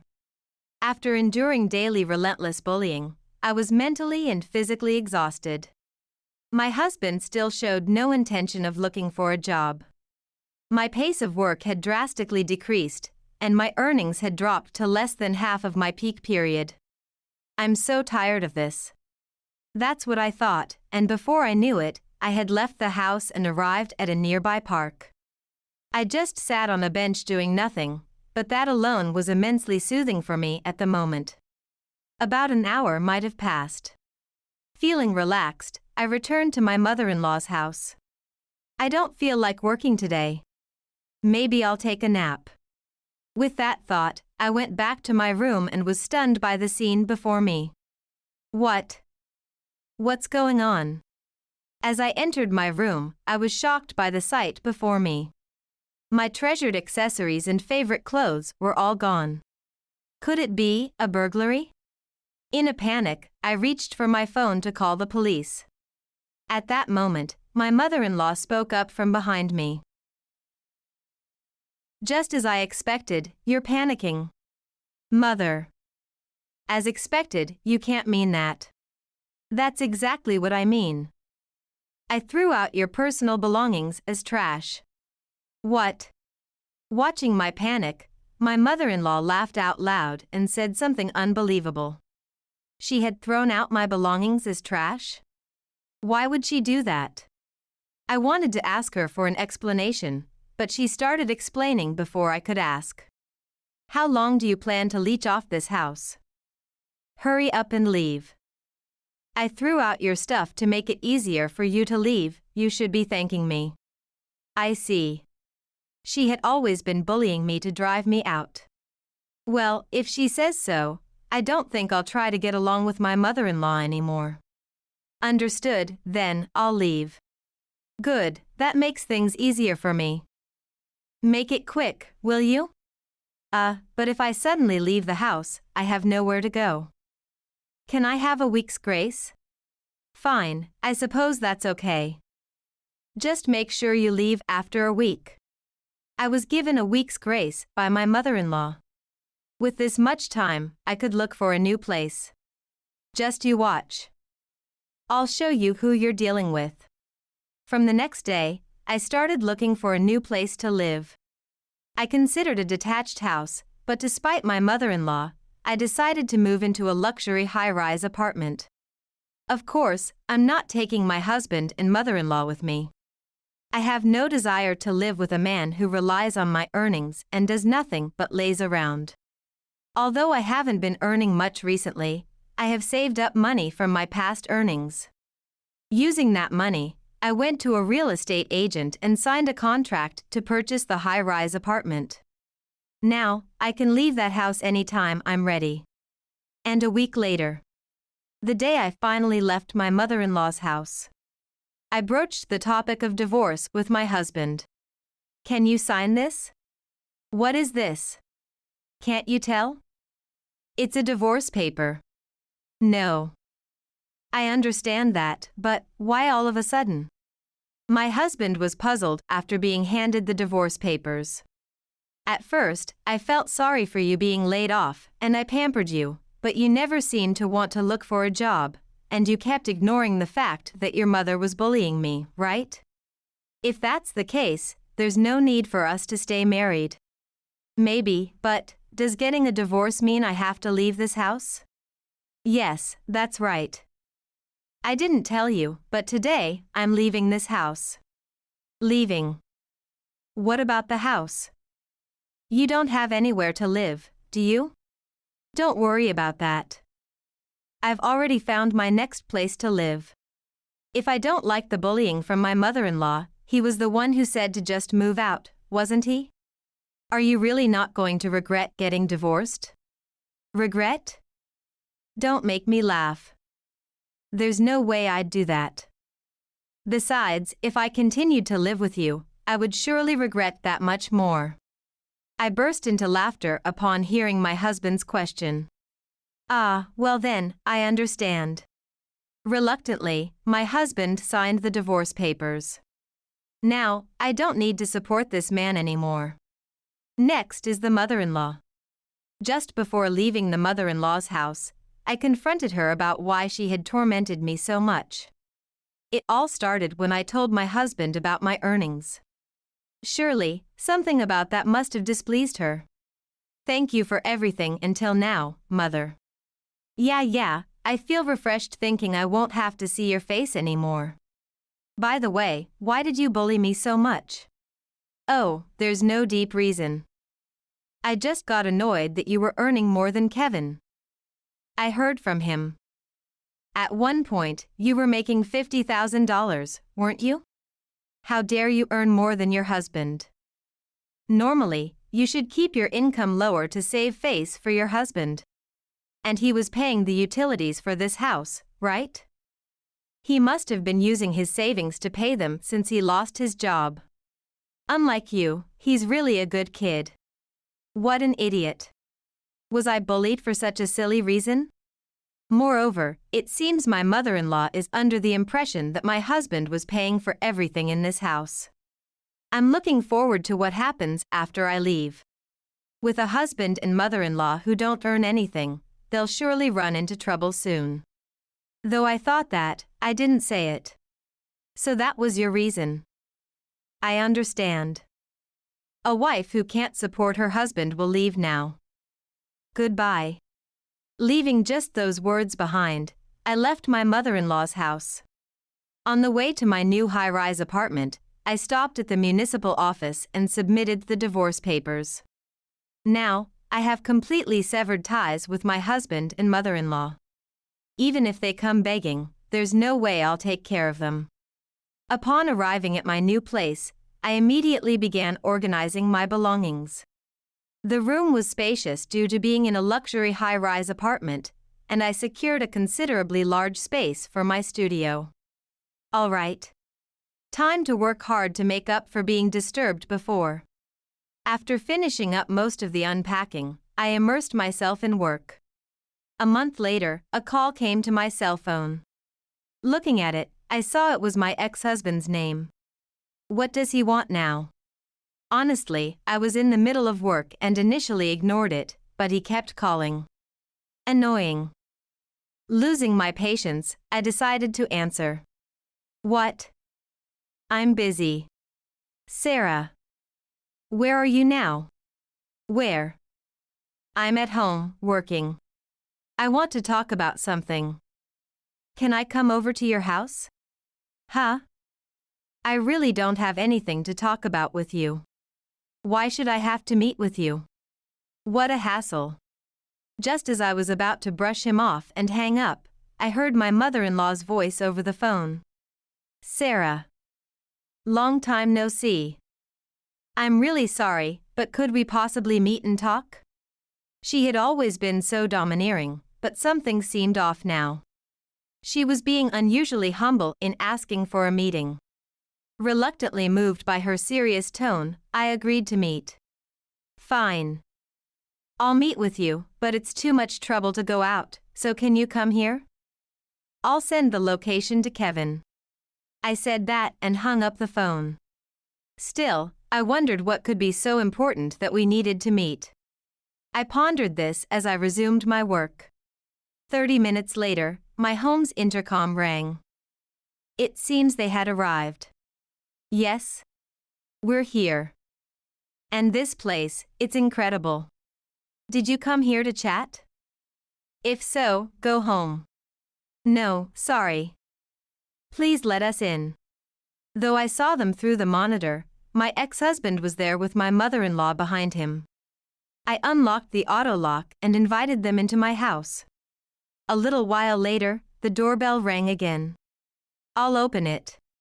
I unlocked the door and let them into my house, and they were both visibly astonished. What is this place? A hotel? Sarah, you moved to such an incredible place. What are they doing here? Did they come to tour my house? I don't hear any substantial conversation from the two of them, just astonishment at the luxurious room. So? What did you come here for? If you don't have any business, please leave quickly. You're disturbing my work. I sat down heavily on the sofa and spoke to them in a high-handed manner. Then, as if remembering their original purpose, my ex-husband and mother-in-law suddenly started prostrating themselves in front of me. Please. We can't pay for our living expenses, and our electricity, gas, and water have been shut off. Could you help us out a little? Help? There's no way I would do that. Why should I, who was driven out, have to take care of you guys? What are you talking about in your sleep? Why do I have to pay? You live in such a nice house, surely you can spare a little, right? Yes, that's right. I do feel bad about what I did to you, but we're still relatives, aren't we? Can't you help us? How can they say such unreasonable things with a straight face? I find it utterly incomprehensible. It's a waste of time even to listen to them. Ah. Let me make this clear, I was able to buy this house because I worked to the point of death, you know? I was paying your living expenses in place of my husband who has no intention of working. I was bullied by you, mother-in-law, and it even decreased the amount of work I could do. Despite that, I cut back on sleep and worked desperately just to survive. Do you understand that feeling? You wouldn't, would you? You've never struggled, you just exploited me and depended on my earnings. As I said that, the two of them fell silent without any rebuttal. Is that all you came to talk about? Then go home. Also, don't ever come asking for help again, and I don't want to see your faces ever again. If you come again, I'll call the police about a suspicious person. Wait, then how are we supposed to live? What nerve they have. They still dare to beg me at this point. Why should I care? You could earn something yourself by working part-time somewhere. Besides, if Kevin works, the two of you can surely make enough to live on. Don't come crying to me. I'm not helping people who used and bullied me. Just go away. That was the moment when I let out all the emotions I had been holding back. It was the loudest I had ever shouted at my mother-in-law. They probably thought there was no room for negotiation anymore. My ex-husband and mother-in-law hurriedly fled from my house. Their expressions when they saw the inside of this house were priceless. They were so domineering towards me, and now they were completely groveling. Who would help people like them? They should just struggle together. After seeing them off, I returned to my studio and resumed my work. A month later, I was planning to take it easy from the afternoon after doing just enough work in the morning. Shoot. I realized I hadn't opened the living room curtains yet today. Thinking that, I finished up my work and headed to the living room. When I opened the curtains and looked out the window, I spotted my ex-husband and mother-in-law wandering around the high-rise complex. Huh. Isn't that Kevin and mother-in-law? They came back, not learning their lesson. However, they weren't pressing my home's intercom, they were just wandering around aimlessly. They must be mindful of the threat I made. I suppose I should throw them a lifeline. Thinking this, I called them while looking down at the two from my window. Hello? What are you doing? Sarah. What do you mean, what are we doing? Don't play dumb. I can see you from my room right now. Remember what I said? I'd call the police. Wait, we're just wandering, but we aren't doing anything wrong, right? Well, that's true. Their behavior is totally suspicious, though. Then what are you doing? Well, knowing you, you probably came to ask me for help, right? That's true, but since then, I've reflected, and even though it's just temporary, I've found a new job. The salary hasn't come in yet, so I thought maybe you could lend us a little until it does. I'll definitely pay you back once I get paid. Huh. So, you can do it when you're desperate. But I gave up on you because you only act when things get this bad. Huh. So you found a job? That's good then. If you're working, why don't you borrow from a loan shark or something? Bye then. With that, I unilaterally ended the call with my ex-husband. About an hour later, I heard the sound of police sirens. Could it be? Slightly excited, I looked outside and saw my ex-husband and mother-in-law being crammed into a police car. Ah, it ended up like this, huh? I didn't call the police. Probably, other residents thought they were suspicious and reported them. Since that incident, the two of them have stopped relying on me, and I haven't seen them since. I deleted my ex-husband's contact information and changed my mobile number. From now on, I will earn for myself and live undisturbed. The fork slipped from my hand, clattering against the plate.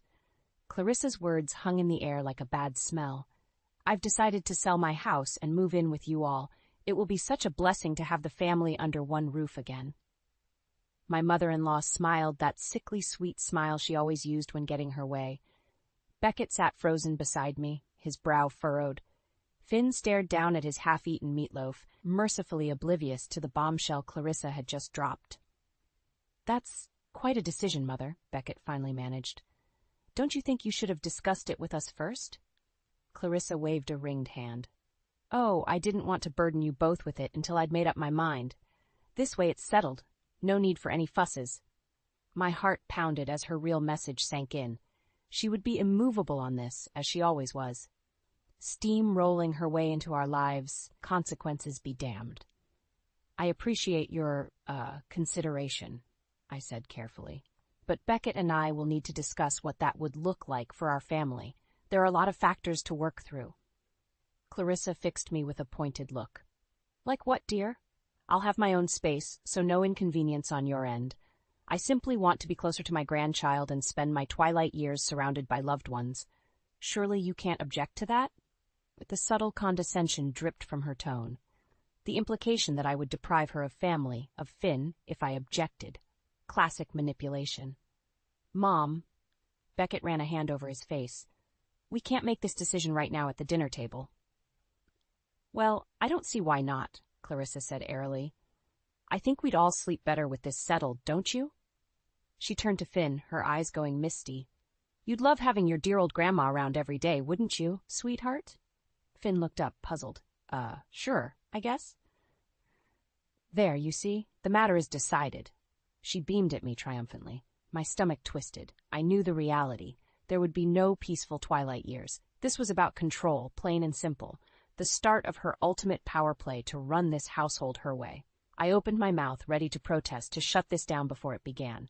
But Beckett's pained expression stopped me. He already looked so conflicted, so troubled by having to buck his beloved mother's wishes. So instead, I simply forced a smile and said, "We'll discuss it tonight after dinner, dear." The first battle was lost, but the war was only just beginning. Clarissa wasted no time making her presence felt. The very next morning, she was in the kitchen bright and early, tutting at the mess. "You really should start your day earlier, Juniper dear. A properly kept home is the hallmark of a good wife and mother." I grit my teeth, biting back the retort on my tongue as Finn wandered in, still bleary-eyed. Clarissa immediately zoned in on his unkempt hair and rumpled t-shirt. "Good heavens, does that boy ever look presentable?" She aimed a disapproving look my way. "You'd think his mother would take a bit more pride." "I'm proud of Finn just the way he is," I said tightly. "Now, if you'll excuse me, I need to start breakfast." Her lips pursed, but Clarissa merely nodded and stepped aside to make way for me. For now. Over the next few weeks, her comments became a constant needling drone, nitpicking my cooking, my housekeeping, my parenting, always with that same sugary sweet smile plastered on her face. "That's not how I used to make the meatloaf, dear. Let me show you the proper way. Did you not notice that stain on the sofa? Housekeeping was so much easier when the children were younger." Speaking of children, you simply must put your foot down with Finn's attitude. He's headed down a troubled path without strict discipline. The worst came at Finn's school arts exhibition. He had worked so hard on his painting series, prezipping quietly in his room for weeks. I was bursting with pride as we circulated the gallery, admiring his vibrant, expressive work. Until Clarissa's shrill voice cut through the crowd. "Well, I must say I'm quite underwhelmed by this juvenile scribbling. Constant doodling is no path to success." Finn's face drained of color. I watched his shoulders hunch, his eyes drop to the floor as snickers rippled through the event hall. "Mother," Beckett hissed. "What is wrong with you?" Clarissa blinked innocently. "What, I'm simply stating facts. Hard critique is the only way he'll improve." "That's enough." I cut her off, rage bubbling up within me. You will not humiliate my son like that, do you understand? For a moment, Clarissa actually looked taken aback. Then her mouth set in a hard line, and she fixed me with an icy look. Your son, is it? We'll see about that. With that parting shot, she turned on her heel and stormed out, leaving me to deal with the fallout of her callous outburst. As Finn struggled not to cry and the other parents looked on with thinly veiled judgment, I saw only red. Something had to be done before Clarissa destroyed everything I held dear. The air was thick with tension when we got home that night. Beckett paced the living room, running his hands through his hair. I can't believe she did that, he muttered for the 10th time. So cruel and uncalled for. This is exactly why I didn't want her moving in. The words burst from me in a torrent. She has no boundaries, no filter, and she'll keep lashing out and humiliating us until she gets her way about everything. Beckett's head whipped around, his eyes flashing. Don't talk about my mother that way. I gaped at him. After what she did to Finn, you're taking her side? Of course not. He sank onto the couch, cradling his head. But she's still my mother. We can't just kick her out on the street. Even though she's making our lives miserable? He looked up at me imploringly. She'll get better, June. Once she's settled in, I'm sure this behavior will stop. We just have to set some clear boundaries. I barked out a harsh laugh. Boundaries? Have you met your mother? She doesn't respect any boundaries except her own. Beckett flinched at my tone, and I instantly regretted my harsh words. This wasn't his fault, I knew that. I'm sorry, I said, my voice softening. You're right, we can't just kick her out, but we also can't just ignore how toxic she's being. He opened his mouth to respond, but a loud clatter from the hallway cut him off. Stomping footsteps, then the icy tones of my mother-in-law. Well, I certainly hope you're proud of yourselves, squabbling over me like selfish children. Clarissa swept into the room, her face thunderous. In her hand was a ceramic figure from the mantelpiece, one that had been in Beckett's family for generations. Your petty arguing must have knocked this priceless heirloom to the floor. An object like this belongs in a museum, not in the home of such careless ingrates. My mouth dropped open. I clearly remembered dusting the mantel that morning. The figurine had been securely in place. Beckett jumped to his feet. Mom, that's not what happened at all. You're overreacting. Am I? She rounded on me, eyes blazing. Well then, Juniper, please do tell us what careless act toppled this precious artifact. I'm all ears. I opened and closed my mouth at a total loss, because I knew deep down that her accusation was patently false. Clarissa's thin lips curled into a smile of pure vindication. That's what I thought. Really, Beckett, I don't know how you can allow such a thoughtless, messy woman to raise your child. I saw red. Before I could stop myself, I stepped forward and slapped the vile woman straight across that smug face. Clarissa's head whipped to the side, her hand flying to her reddened cheek. She stared at me in utter shock. Get out, I hissed through gritted teeth, before I do something worse. Juniper, Beckett's voice cracked like a whip. What the hell is wrong with you? The utter betrayal in his eyes sliced into my heart. In that moment, it was like the man I loved was a total stranger. While Clarissa worked to regain her composure, I took a shaky breath and held Beckett's gaze. I'm done being your mother's punching bag, I said, my voice low. Either you put a stop to this, or you'll have to choose between us. Heavy silence fell over the room. Clarissa was watching avidly, her lips curved into that same sickly smile I'd come to despise. Beckett's face was utterly inscrutable. I didn't wait for his answer. I simply turned and left the room, chest heaving. The war had been declared. There would be no more playing nice. The next few days were tense, to say the least. Beckett and I moved through the house like ghosts, avoiding each other in an uneasy truce. Clarissa, smug as ever, acted like nothing had happened. Pleasant morning, isn't it? She'd chirp as I grabbed my coffee and rushed out the door to work. Beckett wouldn't even meet my gaze. It couldn't go on like this. Either we dealt with Clarissa head-on, or our family would be torn apart.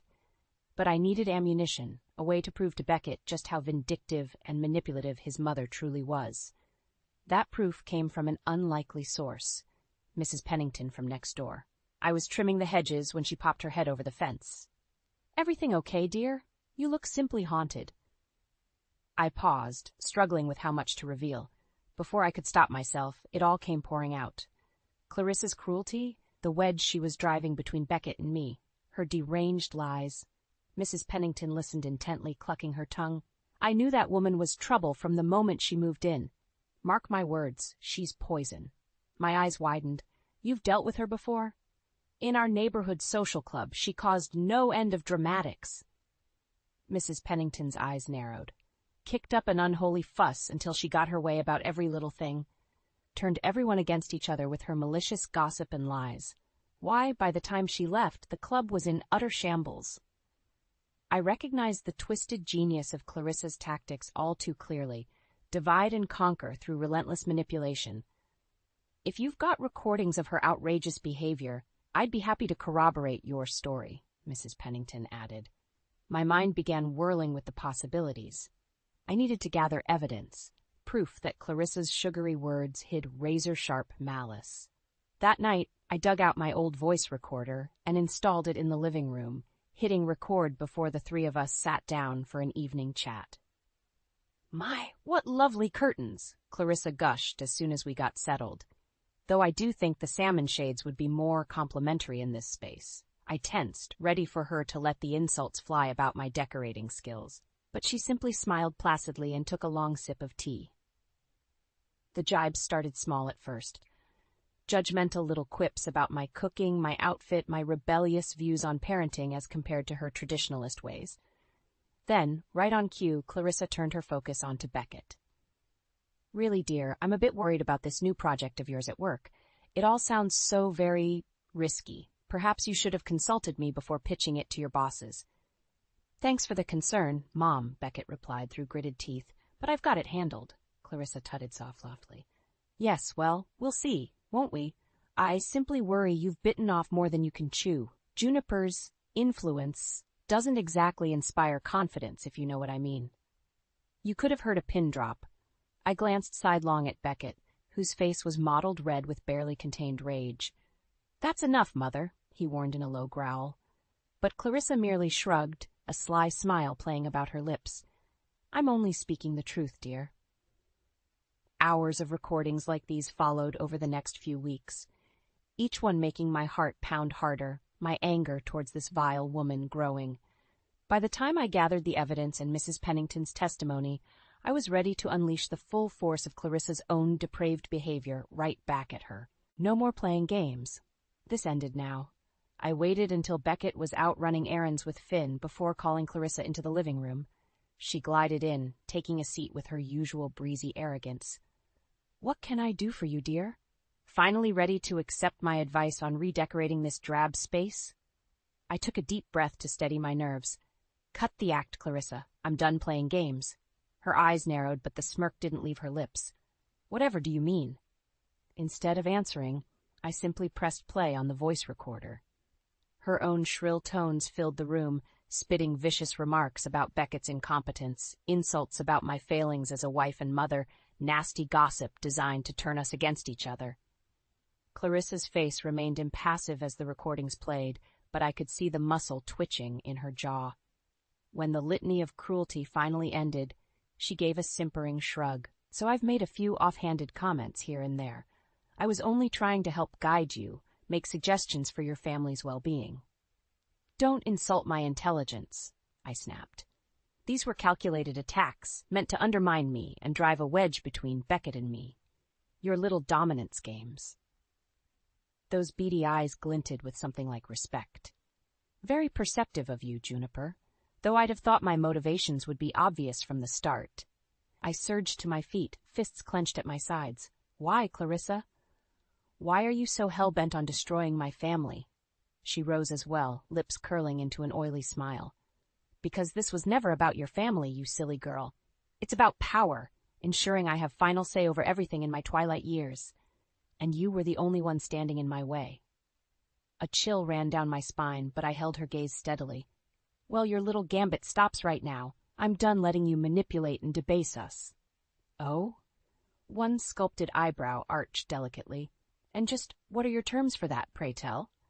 I took a step closer, my voice low and menacing. You're going to leave. Get out of our lives and never contact us again. In return, I'll give you enough money to pay off your little Debt problem, shall we say? Clarissa's mask slipped for just an instant, shock flitting across her features before the stony disdain returned. I allowed myself a grim smile. It seemed my snooping had paid off. Well, you've certainly been a busy little thing, haven't you? Her lip curled. Though I have to wonder what my darling son will think about your strong-arming tactics. He'll think whatever he wants, I said coolly. But he'll have proof of exactly the kind of manipulative snake you are first. Our eyes bored into each other, a silent battle of wills stretching between us. Finally, Clarissa gave a stiff nod. Very well, you've made your point. I accept your generous offer, but be warned, the day will come when you regret pushing me away for good. The threat could have chilled my blood, but all I felt in that moment was an immense sense of relief. At long last, this nightmare would be over. My hands were shaking as I laid out the place settings for our monthly family dinner. Clarissa sat primly on the couch, shooting me disdainful looks every few minutes. She hadn't taken my ultimatum well, that was for sure. The doorbell rang, announcing Beckett and Finn's arrival. Showtime. Hello, my dears. Clarissa was all sugary sweetness as they walked in, air kissing their cheeks. I'm simply famished, aren't you? Beckett eyed her warily but said nothing as we all took our seats around the dining table. An uneasy silence fell, only the clinking of utensils on china plates to fill it. Finn squirmed in his seat, looking from me to his grandmother with narrowed eyes. Finally, he couldn't take it anymore. Okay, what's the deal? He blurted out. You two have been acting super weird for weeks. I took a deep, steadying breath as all eyes swung towards me. Here went nothing. You're right, Finn, and it's time the truth finally came out. Clarissa snorted delicately. I beg your pardon? What bizarre melodrama is this now? Ignoring her, I produced the thick manila envelope I'd compiled, sliding it across the table towards Beckett. In that envelope is proof of who your mother really is, I said, keeping my voice carefully level. The manipulation, the cruelty, the pathological need to destroy us from the inside. Juniper! Clarissa gasped in overblown outrage. How dare you? But I cut her off with a sharp look. Don't bother denying it. I have hours of recordings, transcripts, testimonies, everything documenting your deranged vendetta against me and this family. Beckett said nothing, staring down at the innocuous manila envelope like a snake about to strike. Finn shifted closer, craning his neck for a better view. When Clarissa spoke again, her syrupy tone had vanished, leaving only an icy rasp. So you wish to slander and defame me? Very well, get it over with then. With trembling fingers, Beckett opened the envelope and began rifling through the papers inside. His brow furrowed deeper with every transcript, every damning piece of evidence. This can't be, he mumbled, shaking his head slowly. It's all true, I said, quiet but firm. Every vicious word out of her mouth, caught on tape. I clicked the voice recorder, letting Clarissa's shrill diatribes fill the air once more. Useless, ungrateful child. Of course he can't handle that deal without my input. No wonder Juniper is such a dismal failure at parenting. It's a miracle the boy isn't a delinquent yet. Perhaps I should take over the family finances before that silly girl drives us into the poorhouse. At last, I stopped the playback, letting the weight of proof speak for itself. Clarissa's face was mottled purple, a twisting sneer of pure loathing fixed on me. But I didn't flinch, didn't look away. The silence stretched out agonizingly until finally, Beckett looked up at his mother. There were tears in his eyes. Mom, how could you? His voice broke on the last word. Clarissa actually laughed then, a harsh, barking sound. Don't play the wounded innocent with me. I was simply doing what was necessary to protect this family from ruin. By sabotaging us every chance you got, I couldn't stop myself from interjecting. By turning everyone against each other, that's what was necessary? Of course it was. Clarissa was on her feet now, shoulders heaving with rage. I could see quite clearly how incompetent you both are. Beckett's career hanging by a thread, this house falling to ruin, poor Finn turned into a sullen delinquent under your lax, idiotic parenting. She whirled on Finn then, fixing him with a stare that could freeze lava. Just look at the way you present yourself. Sloppy? No ambition. Do you really want to end up a failure like your so-called parents? Don't talk about my parents like that. The retort was shouted with such raw fury, such rebellious vehemence, that we all fell silent in shock. Finn was on his feet too now, fists clenched and shaking at his sides as he faced down his grandmother with bravery I could scarcely believe. Mom and Dad have been nothing but supportive and loving. You're the failure, Grandma, and after everything I just heard, I want you out of our lives for good. Clarissa looked as though she'd been slapped. That was my son, showing the same fierce determination I felt in my bones to protect our little family, no matter what. With a cry of pure outrage, Clarissa swept from the room, nearly taking the front door off its hinges as she left. For a long moment, the three of us simply stared at each other in stunned silence. Then Beckett crossed the room in 2 long strides and crushed me in a desperate embrace. "I'm so sorry," he rasped against my neck. "I'm so sorry." We held each other for a long time after that, our family battered and bruised but still standing strong against anything the cruel world could throw at us. And for the first time in years I could breathe freely once more. The silence that followed Clarissa's dramatic exit was deafening. Beckett and I simply held each other, letting the roaring in our ears gradually subside. Finn hovered nearby, looking shaken. At last, Beckett pulled back, cradling my face in his hands. His eyes were red-rimmed, glistening with unshed tears. "June, I don't know what to say. How could I have been so blind?" I covered his hands with my own, giving them a reassuring squeeze. "She's a master manipulator, Bex. She knows exactly what strings to pull." He shook his head slowly. "But you tried to warn me, over and over, and I just dismissed you, took her side every time." A muscle ticked in his jaw as his voice dropped to a hoarse whisper. "Some husband and father I turned out to be." "Hey," I pecked him gently on the lips. "We can't change the past, but we did what was needed to protect our family. That's what matters." "She's right, Dad." Finn stepped forward, his usually sullen expression giving way to something solemn and resolved. "You guys fought for us, for our family unit. That's what real parents do. They put their kids first, no matter what sick crap gets thrown at them."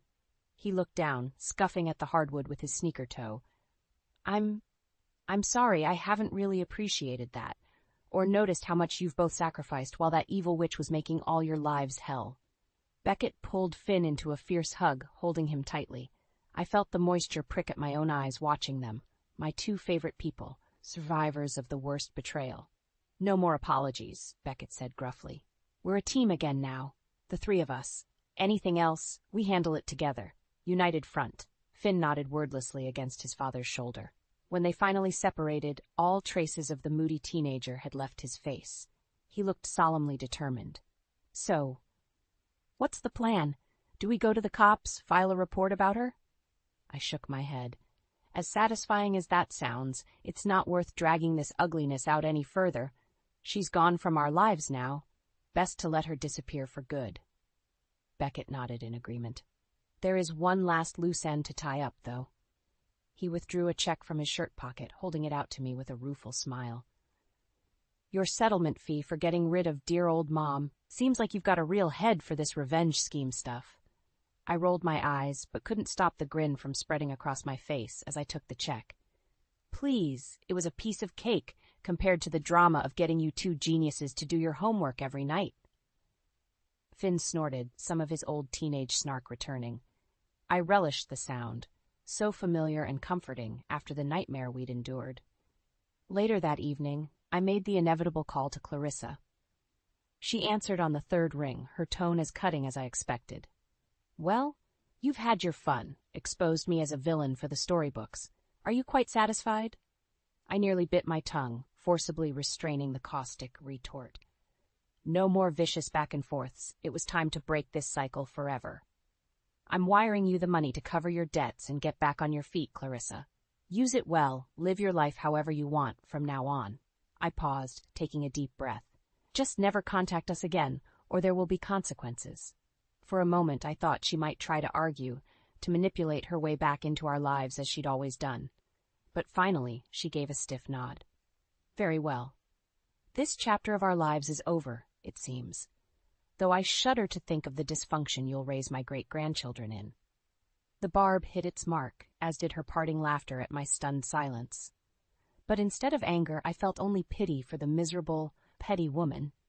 As I hung up the phone, I knew our family was truly free of her twisted games forever. Over the next few weeks and months, Beckett, Finn, and I went to therapy, both together and individually.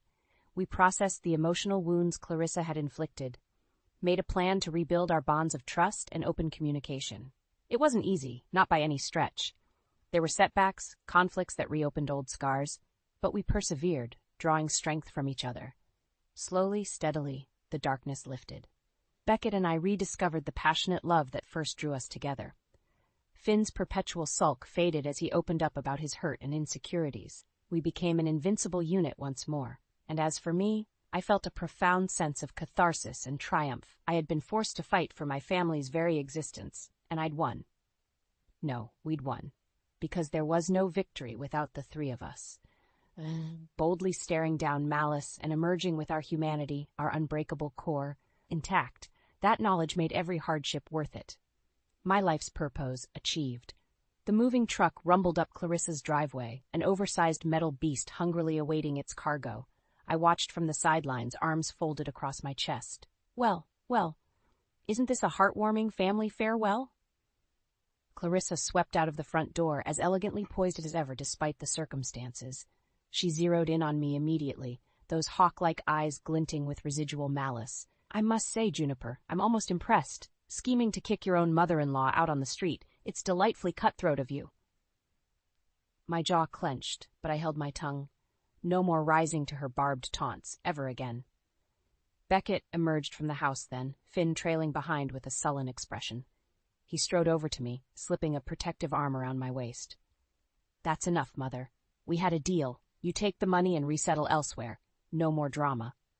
Clarissa's thin lips compressed into a tight line, but she gave a stiff nod. Yes, of course.